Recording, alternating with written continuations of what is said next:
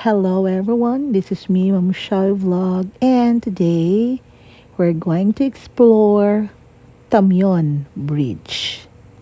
Tamyon Bridge is a vital infrastructure landmark nestled in the heart of the Piran city, Zamboanga del Norte, Philippines, serving as a crucial link between local communities and bridge enhances connectivity, facilitates trade, and supports daily transportation for residents and travelers alike. Surrounded by the natural beauty of the Pitan's landscape, Tamyun Bridge not only underscores the region's commitment to progress but also reflects its harmonious balance between development and nature.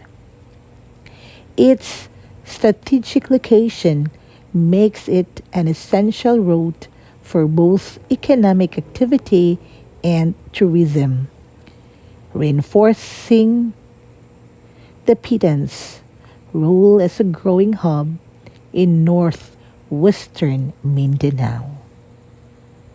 Surrounded by lush greenery and natural waterways, the bridge offers travelers scenic views that reflect the raw beauty of the Pitans countryside.